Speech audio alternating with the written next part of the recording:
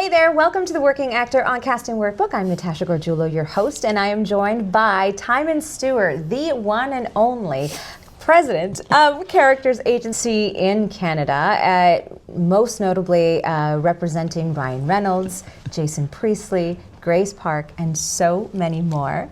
Tyman, you're here for a second time on The Working Actor. Am I really? We're so happy to have you here because I know that this is going to be a very popular episode of The Working Actor because you are the man Watch you get the least amount of views ever. No, I highly doubt that. I highly doubt that. I could see all of the people tuning in right now. And I'll tell you why, because you are the man that every actor would like to get in front of.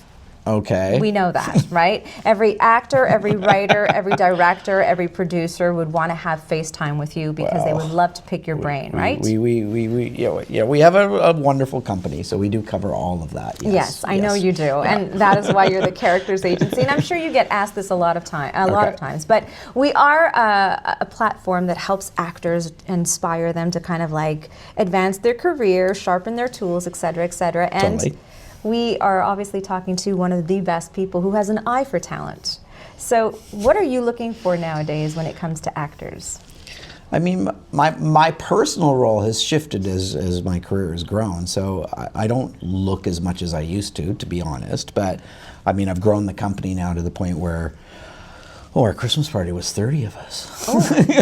So, Congratulations. 17 of them are agents, and so we're constantly growing and looking for wonderful talent. So, I think the biggest shift in the dynamic is with everything being online, which is literally what we're doing here, is the fact that you're competing in a field as big as the world now. Yeah. So it's not as simple as, you're working in Vancouver. You're competing on a larger scale. So if you really want an honest answer, we're looking for people that can compete on a world level. Oh, that's so much pressure. That sounds like so much responsibility. But wow. we succeed at it. But you have, yes. So as I look and as things grow and as my company grows and the people that they're working with and for grow, we're competing on a world level, 100%. When you see yourself today as the president of Characters Agency, what are you most proud of? Because you've come a long way. Over 30 years in the industry? 88. 88. So what is that? I'm a communications student, so I was never a math student. I believe it's 35, isn't it? 34? 34. 30, okay. Everyone right now is yelling. Everyone right now is yelling at their Different screens. numbers. So what am I most proud of? Honestly, the people I work with I'm most proud of because we have a group of individuals that have grown and joined us, and our Toronto office is incredible, and it's just I mean this genuinely. Every day I go into work and I love it. It's just the people I work with are incredible, and then you garner. It's interesting because you garner talent that I think you attract as a human being. Much as you would your friend group, you don't like that person, and then this person you're really close to, they're your friends. And I think the same happens with actors. I look at other agents and their rosters and I go, I could never represent that person. But I love who I work with. Yeah. So and I know my colleagues love who they work with, and you grow that. So. As big as we are, we're a national company, and we've got 17 agents here and probably 8 or 9 agents in the Toronto office now. As big as we are, it's very family oriented. Yeah. And I do like that, and I like that we're not corporate, and I like that we function and do what the CAAs do of the U.S.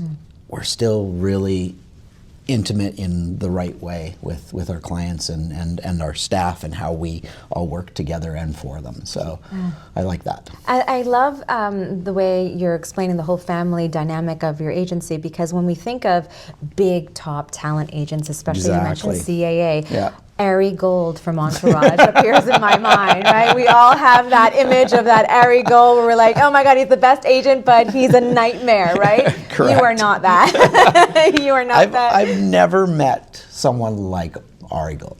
I've never have. Okay, Even that's good to know. even in LA. Even in LA, Even okay. in LA. They exist. I've been told they exist, but I personally have never worked with someone like that because it wouldn't be a style that I would jive with. Right. Yeah. Okay, so what is your style when you take on a new talent, a new actor? Yeah. Take us through the process of how you kind of bring them in and kind of coach them to help them feel supported by you. So you're the people I take on are people who are already established. So I'm taking their careers from usually they're getting to the level where okay, we need someone with longer reach, able to do those kinds of things. So I don't take on new people much anymore. But again, we do. So it's kind of a two-part question because I have to talk personally, but then I also have to talk as a company. So all night. Yeah. So let's go as a company. If we're taking on new talent, we especially these days is training and making sure all your photographs are up to speed, making sure that we've got materials that if you don't have a demo that we can send materials around and grow that. Back in the old days, you'd want to set up appointment after appointment after appointment, just meeting the casting director so you can get there, but that's all shifted now. So it's a totally different dynamic of how we do that. So at least with this new paradigm, the actors will get way more chances now than they used to, like way more chances, because a casting director will literally see 30 people for the role, whereas back in the old days of only seeing 5 or 10 come into a room and that's the end of it. So I think that plays well, but again, you're still competing on a larger level, so make sure you've got your stuff together. And then personally, I just pride myself in, I've got a team of 2 other people who work with me, who are my associate and an assistant, and we build further. Like we just make sure we're on boots on the ground, trying to make sure that we're making every effort to get people not only their opportunities, but then follow up and follow through and make sure that you're calling and getting the individuals on the other end to make sure they're watching things and doing things. And that's an agent's job these days, I think, is making sure they're following through on things a lot better than back in the old days. Right. But I would assume getting a call from Characters Agency from Tyman Stewart and saying, we would love to represent you, is probably a dream come true for every actor who's trying to make it out there. So I'm getting old. Well, that means you have a lot of experience. That's amazing. I appreciate the uptake. Thank you. I mean, I figure I got another 10 years in me, so there you go. Okay, so you've got another 10 years in you. But, I mean, is that how it works? Obviously, established actors come to you, but are you also looking at who's out there and saying, oh, I'd love to represent them? Definitely, but I also am really respectful. I mean, I've been doing this long enough that I want to be treated the way I treat people. So I can look around till the cows come home and be interested in someone, but I'm not about to go and draw them from somewhere else. I won't do that. I refuse. And I don't let my colleagues do that at the office either. So we're really careful with that. So if they come knocking on our door, the door's wide open. That's fantastic. Right. But I'm not going to knock on their door. The Americans do that a lot, and I think we here in Canada are much better at that, and I think we're much more respectful of one another. And we have a community, especially here in Vancouver, where like we can be doing deals as agents in the city, and if I know my colleague is in another office, and then we'll get together and they'll call me and we'll talk about, okay, well, let's all go in together and let's fix this and let's do that and let's make sure this happens and that happens. So we work together. Americans can't do that. Yeah. Sorry. Let's talk about the talent here in Vancouver. It seems like, I'm from Montreal, so I'm from the East, right? Okay. And you went, okay. Yeah. You got something to say about Montreal? I love Montreal. Okay, good. I lived in Toronto. I love Montreal. Okay, merci beaucoup. But it just seems that there is a different talent pool here in Vancouver. 100%. Right? So tell me a 100%. little bit about how the talent differs here. I think it's just a location more than anything, but it's also tempered by the fact that here in Vancouver, we're a service providing province, especially city. So we are 99% of our work is all coming from the US, which means you're going to build a better resume faster and stronger than you do in Toronto, because it's a more of a mix. I mean, of course, they've got tons of US stuff there, but you've also got tons of Canadian stuff, and the entire Canadian market is done out of Ontario.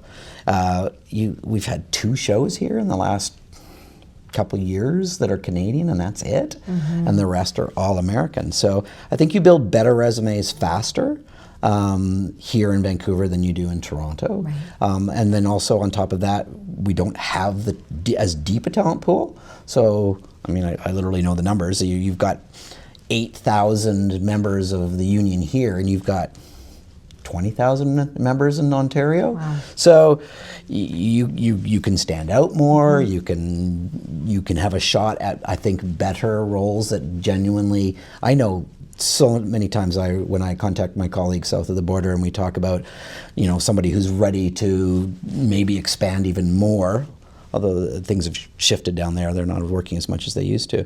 But anyway, when they're ready to expand, they look at resumes and go, this is all American. This is all, holy cow. They were the guest star on this series and that series, and they've been a series regular on that American show and that American show. Holy cow. Like they don't even know what's going on up here. Of course they do, but you know what I mean? So that they have that opportunity to actually really build a roster. So I think it builds faster and better here in Vancouver than it does in Toronto. So everyone has to move to Vancouver, is what you're saying. So, and then Quebec has its own star system. Its own star system, Yeah. There's no way I can go near it because I don't have anybody that speaks enough French to do that. But it's incredible that you've got this microcosm of Quebec, unlike anywhere else in North America, that actually has a system that really is, and it's lovely. It's amazing. I don't really participate in it, but I'm proud that it's part of our country. Thank you. I'm going to say thank you on behalf of Quebecers and on behalf of Montreal. Okay, the question that everyone wants to know, obviously, everybody loves Ryan Reynolds. Everybody. As a Canadian, we love him, right? Americans love Ryan Reynolds. He's a lovely man, yes. You're the man who was responsible for starting Ryan Reynolds' career. I did start his career, yes. That should be on your business card. What was it about Ryan that you said, okay, he's got star power?